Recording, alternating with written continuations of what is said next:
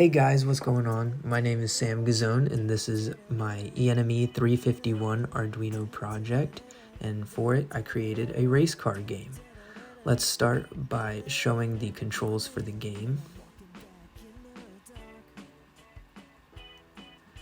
Alrighty, so here's my setup, and starting with the Arduino components. On the left here we have the speed potentiometer, which controls the speed of the car.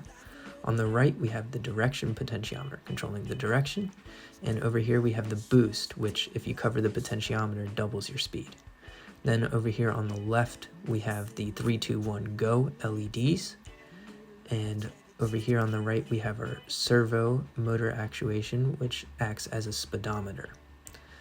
Next, let's look at the actual game itself. So as you can see, we can control the speed varying with the speed potentiometer, the direction with the direction potentiometer, and if we cover the photoresistor with our finger, we can spew out a little bit of smoke and double our speed.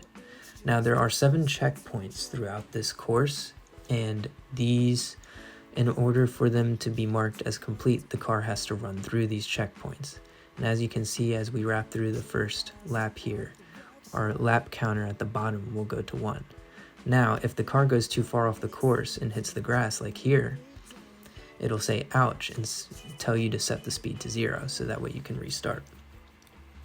On the bottom right, we also have a timer counting the total time that has elapsed since the race has begun. And if you look on the left here, you can see an airplane flying through, and that's just to create a little bit more ambient feel to the video game. Now, as the race car finishes its second and final lap, it will display a special message saying that they won and that I made the video game.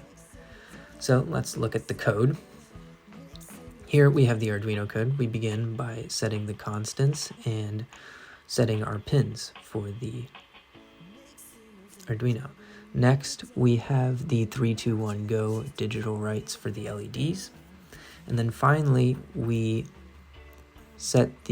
read the analogs for the potentiometers and photoresistors and send that to our processing code.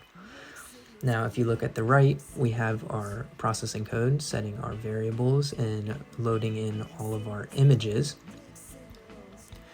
Next up, we are reading our values from the Arduino code and using those in various ways, such as reading if the car is in the green area to explode it, or setting the speed and direction and increasing those according to where those potentiometers are.